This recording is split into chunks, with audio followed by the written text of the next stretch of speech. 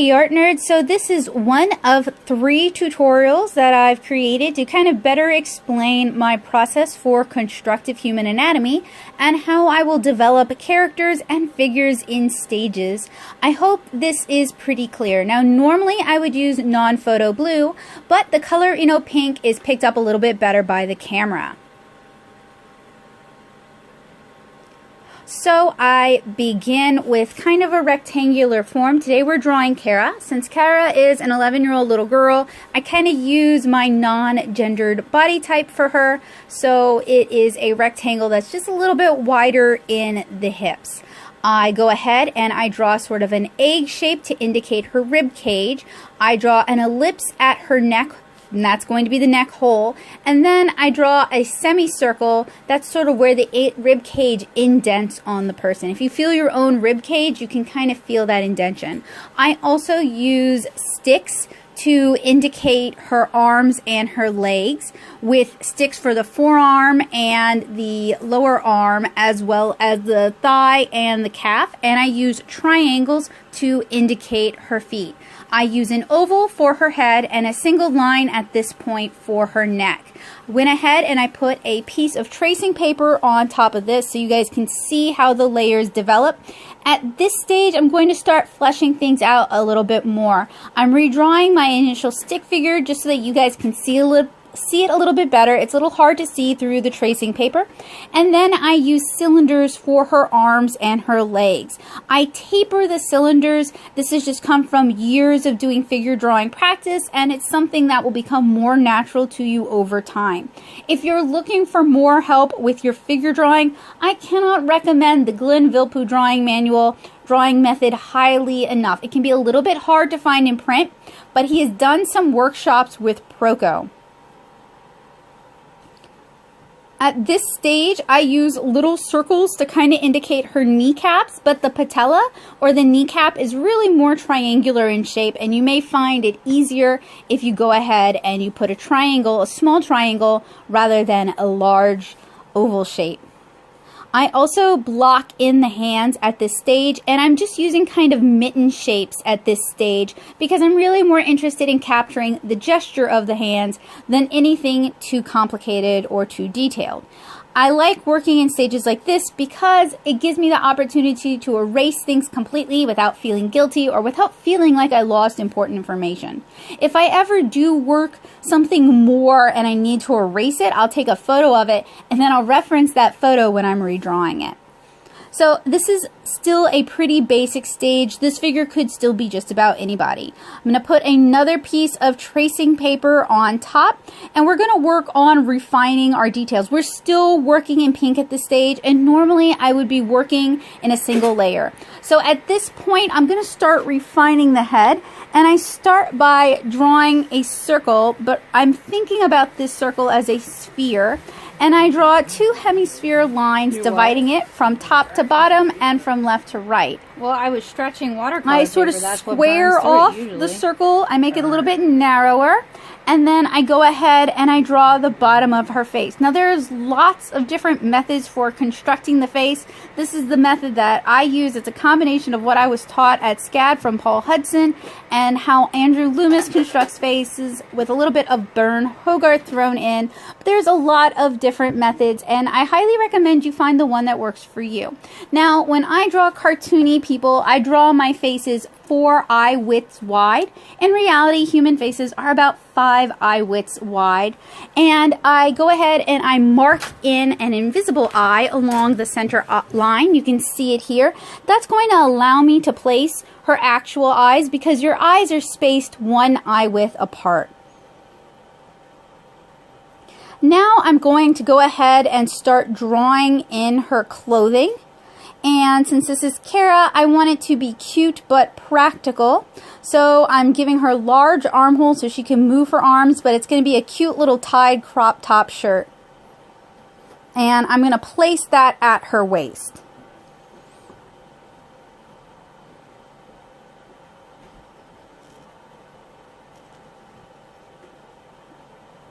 And then, since I have her hand sort of hooked into her pockets, I am drawing her pants, and I'm giving her large pockets so she has plenty of room to squirrel away goodies. And I keep them kind of short so she doesn't trip on them.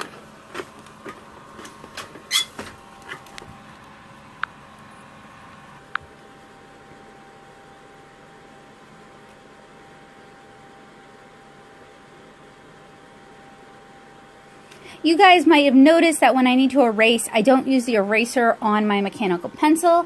I go ahead and I grab a white stroke eraser. I really like these erasers, and they're really good for erasing this this colored lead without streaking. And my recommendation for drawing clothes is mostly practice drawing clothes from reference. I have a Pinterest board for just Kara clothing, and I pin anything that looks like Kara would wear it. And when I can't think up an outfit for her, I turn to my Pinterest board.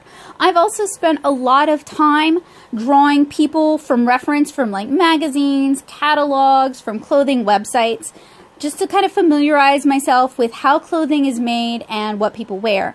I also used to be a cosplayer, so I have a little bit of experience with drafting patterns and with sewing from patterns. So I'm not entirely familiar with clothing construction the way a seamstress would be, but I have a pretty good idea of clothing construction. So now that I have her clothing kind of sketched in, I'm going to go ahead and start tightening up her face and her hair. Now, generally your hair starts midway between your eye line and the top of your head, and this does vary from person to person, but it's a good rule of thumb. And I'm just sort of tightening in those details that I had sketched earlier on. I have a few videos here on this channel for different ways to draw cartoony faces, and I highly recommend you guys check those out. If you ever want to see a specific demonstration, you can let me know in the comments, or you can request it during Power Hour art streams. If you find that you're confusing yourself with drawing with colored leads, feel free to grab another color of lead, as the whole non-photo blue principle does not really hold true anymore, so as long as you're drawing with light colored leads, you should still be able to easily drop it in Photoshop. The point of this colored lead drawing is to create an underdrawing that you can either immediately ink or you can pencil with confidence. I just happen to like these colored leads because they do not smear as much as graphite. So this is my base sketch. Next, I am going to tighten up this illustration with graphite. So I go ahead and I put a piece of tracing paper on top of it because I want to preserve my layers. This is a demonstration aid for my class. And then I just grab a Pentel Icy pencil. It's an inexpensive mechanical pencil that's been filled with HB lead, and I just start tightening up the details. Now, normally when I am drawing characters, I twist and turn my paper all over the place so that I can get the angle that is most comfortable for me. But since I'm doing a demonstration, I thought it might be preferable for y'all if I kept it in place. But I want you guys to know that you should feel free to twist and turn your paper, to move your paper around in whatever way is most comfortable for you to draw. At this stage, I know my hand is covering it up, but I'm really just focusing on drawing the final form, tightening up details, adding personality, and correcting any flaws that might have been in the initial sketch.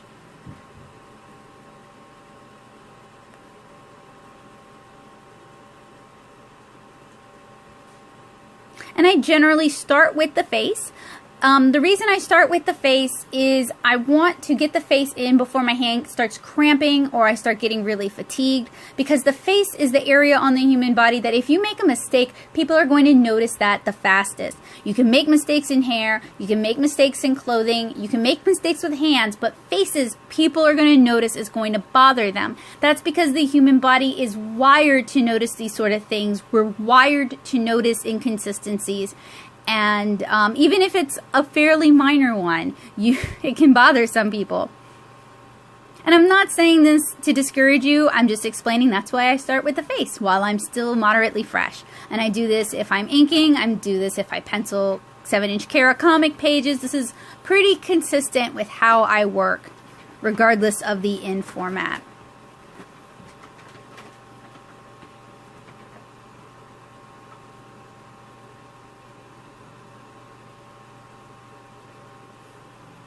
I also use this as an opportunity to add details to her clothing, adding things like seam lines, hem lines, stitching, and of course folds.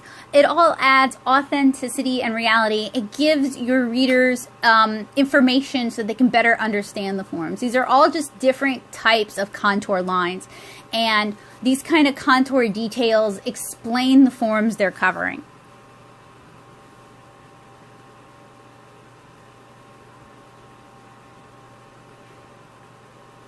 And I'm sketching in her hand, kind of tucked into her pocket. And when you're drawing, especially when you're drawing people, you definitely want to include overlap. As you can see, her upper arm overlaps, or is underlap. How do I say this? Her lower arm overlaps her upper arm just a smidge, kind of at the elbow. That implies kind of the curve of her arm, and it gives a little bit more depth and dimension. The more you can draw this sort of overlap, the less flat, the less static your characters will feel. Now, I will admit, this drawing of Kara is pretty static, but it's just meant to be an explanation. It's just meant to be a demonstration of my figure drawing process, my constructive human anatomy process for comics. And I really love this system. I really swear by this system because it can work for very complicated, realistic art, or it can work for very simple, cartoony art. Now, not every artist is going to need a system like this. This is the system that I use, so this is the system that I teach. But if it doesn't work for you, I really encourage you to find and develop your own system of drawing that will allow you to make the sort of art you want to make. And that's it. That's our finished drawing. Thank you guys so much for watching.